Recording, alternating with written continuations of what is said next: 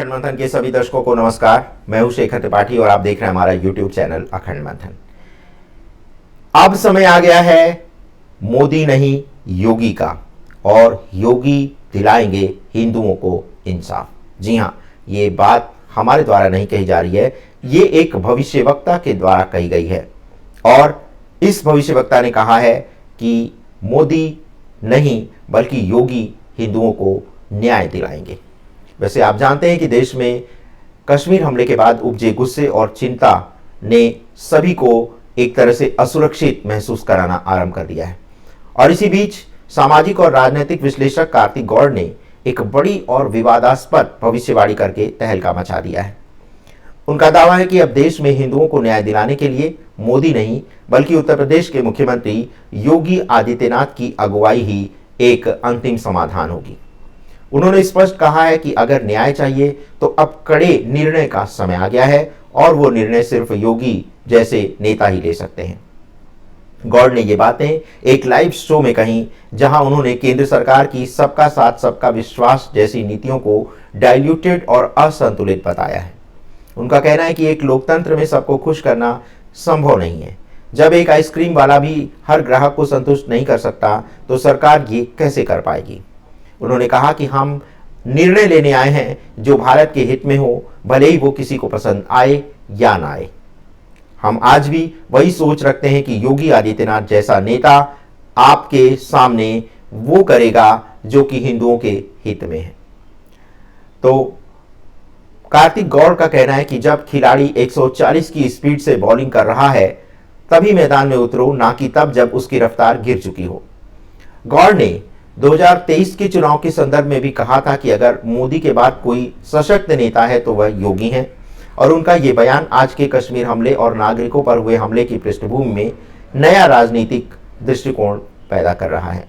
उन्होंने सीधे तौर पर मौजूदा सरकार की नरमी पर सवाल उठाते हुए कहा है कि हर बार जब हमला होता है, चाहे सैनिकों पर हो या नागरिकों पर, हम एक पानी डालकर उसे पतला करने का प्रयास करते हैं। और वहीं पर उन्होंने दूसरी तरफ कहा है कि योगी जो है वो कहते हैं कि बटोगे तो कटोगे।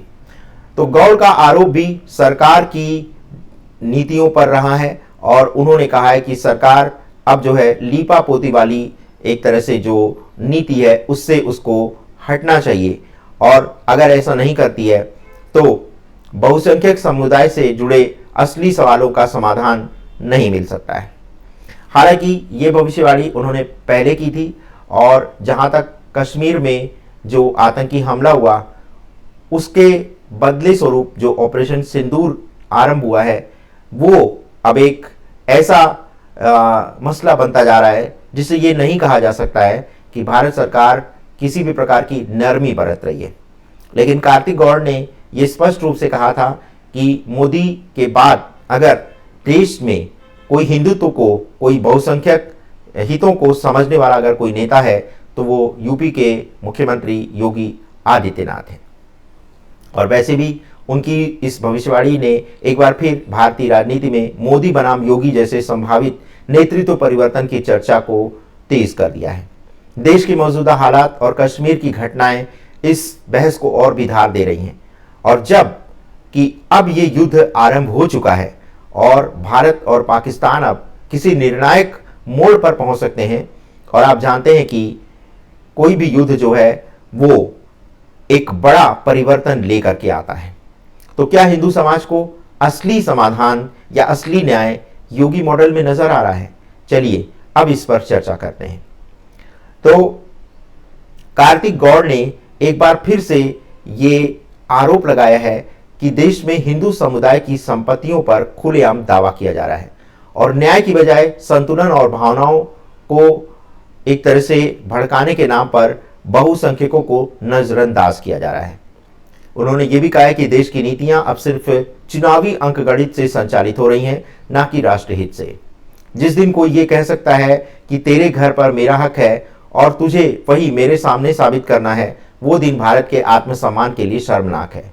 कार्तिक गौड़ ने वक्फ बोर्ड से जुड़े मुद्दों पर भी केंद्र सरकार को आड़े हाथों लिया और कहा कि 100 करोड़ हिंदू मतदाताओं की अनदेखी कर अपीजमेंट की जो ये पॉलिसी हर सरकारों की रही है, ये अच्छी बात नहीं है। हालांकि वक्फ बोर्ड का जो बिल है वो पारित हो चुका है, लेकिन अभी भी इसको सुप्रीम कोर्ट में चुनौती दी गई है। अब इसका क्या परिणाम होगा, ये जो है आने वाले समय में आपको देखने को मिल जाएगा। इसी के साथ कार्तिक ने मुंबई और उत्तर भारत में हो रहे जनसांख्यिकी बदलाव पर भी गहरी चिंता जताई है और इसे जमीन पर दिखने वाली सच्चाई बताया, जिसे सरकारें नजरअंदाज कर रही हैं।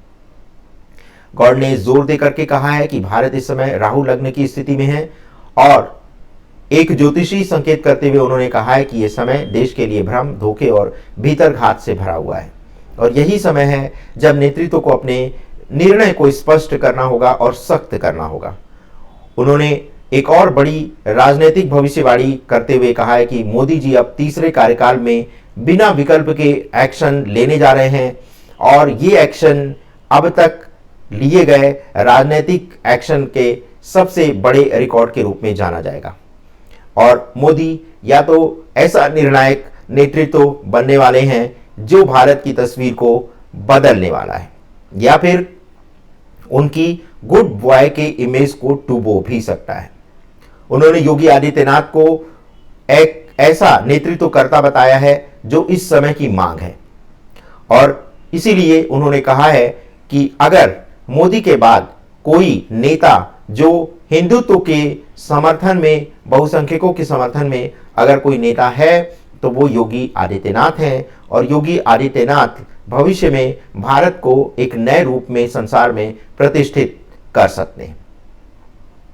कार्तिक गौड़ ने यह भी भविष्यवाणी की है कि मोदी अपने तीसरे कार्यकाल में अपने निर्णायक एक्शन और अब भारत सहन नहीं करेगा इस तरह के कड़े निर्णय लेने जा रहे हैं और उन्होंने जो कहा है वो अब आपको दिखाई दे रहा है।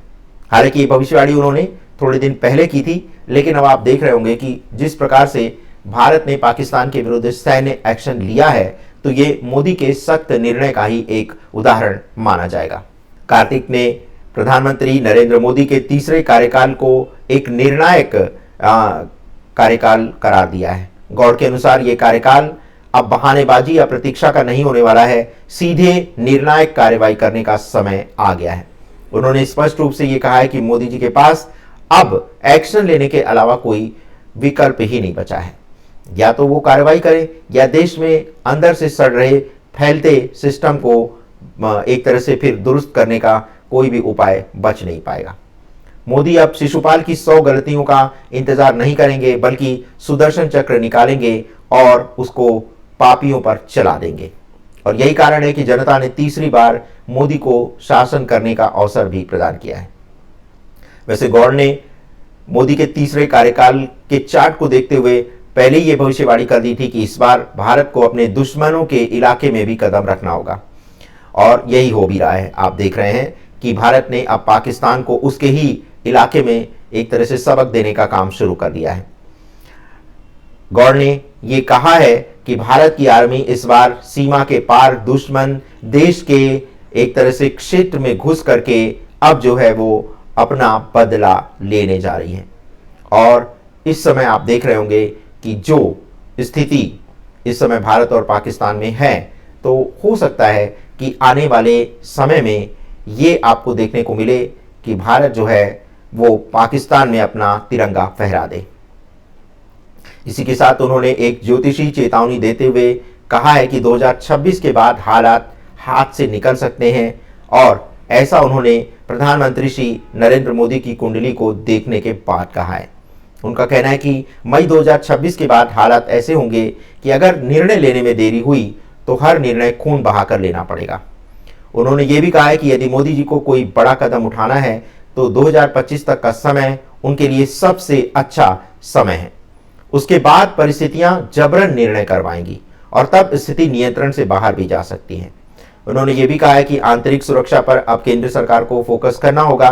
दुश्मन अब बॉर्डर पर नहीं गली गली में है और यही भारत का असली संकट है। भारत का असली संकट बाहरी नहीं बल्कि आंतरिक है।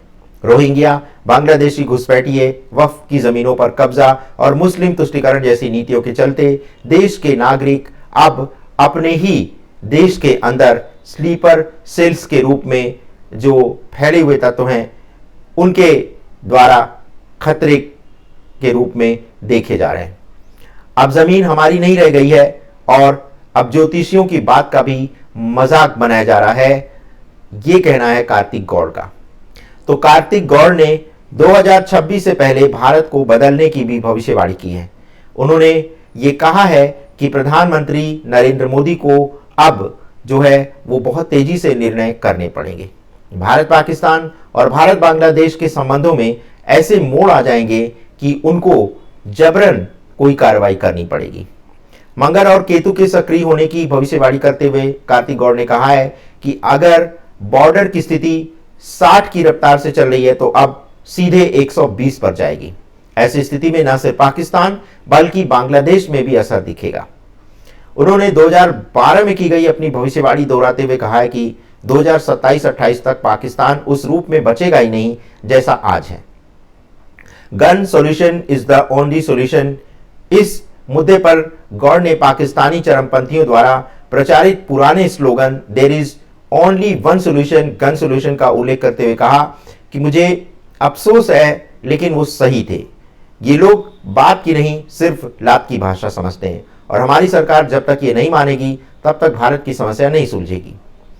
तो उन्होंने सरकार से एक अनुरोध किया है कि अब सरकार जो है बीजेपी सरकार को अब बिल्कुल तेजी से देश के अंदर जो फैले दुश्मन है उसको एक तरह से अब निशाना बनाना होगा, क्योंकि अगर वो ऐसा नहीं करते हैं, मोदी जी अगर देश के भीतर फैले दुश्मनों से अगर अभी लड़ाई नहीं करेंगे तो 2026 के बाद की परिस्थितियां नियंत्रण से बाहर हो सकती हैं। कार्तिक गौड़ ने कहा है कि मई 2026 के बाद जो भी निर्णय लिए जाएंगे वो अब सरकार को हर हाल में लेने ही पड़ेंगे, इसलिए जो अब करना है और कर करके अब दिखाना है। अब चुपचाप बैठे रहने से कोई काम नहीं बनने वाला है। तो कार्तिक गौड़ ने मोदी जी को एक तरह से एक नई चुनौतियों में फंसते हुए दिखने की भविष्यवाणी की है और उनका ये स्पष्ट रूप से कहना है कि अब देश में वो स्थिति आ गई है कि अब आपको अपनी जो 5 ट्रिलियन इकोनॉमी के लक्ष्य को अगर पूरा करना है तो पहले आपको देश के अंदर छिपे दुश्मनों का अंत करना होगा। तो ये सारी बातें जो है वो उन्होंने अपने एक इंटरव्यू के दौरान कही हैं और अब जो हमें जो समय आता हुआ दिखाई दे रहा है ये भी इसी तरह का एक स्पष्ट संकेत है और सरकार अब ऐसी स्थिति में आ चुकी है कि उसको अब निर्णय लेना ही लेना होगा। और जहां तक कार्तिक गौड़ ने योगी आदित्यनाथ को लेकर के भविष्यवाणी की है और उनका कहना है कि 2030 से 2033 के बीच यूपी के मुख्यमंत्री योगी आदित्यनाथ प्रधानमंत्री बन सकते हैं और उसके बाद आप उन्हें उत्तर प्रदेश में रोक कर नहीं रख पाएंगे, वो भारत के प्रधानमंत्री बनने ही वाले हैं। ये बात बिल्कुल तय हो चुकी है। और भारत की सबसे बड़ी लड़ाई के बारे में उन्होंने कहा है कि देश के बाहर से खतरा कम है, देश के अंदर का खतरा बहुत बड़ा है और अगर आप 10 ट्रिलियन डॉलर की इकोनॉमी भी बना लें तब भी आप देश को एक तरह से सुचारू रूप से नहीं चला पाएंगे, क्योंकि जब तक देश के अंदर का कूड़ा आप हटाएंगे नहीं तब तक आप कितनी भी बड़ी इकोनॉमी बन जाएं आप एक अच्छा देश नहीं बना सकते।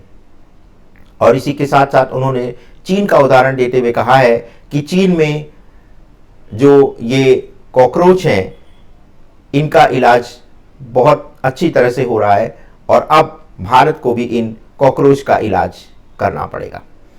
तो कुल मिलाकर के उन्होंने 2026 तक जो है ये एक संभावना दिखाई है कि 2026 मई का जो समय होगा वो पाकिस्तान के विघटन का पहला चरण शुरू हो जाएगा और 2030 से 33 के बीच योगी आदित्यनाथ भारत के प्रधानमंत्री बन जाएंगे।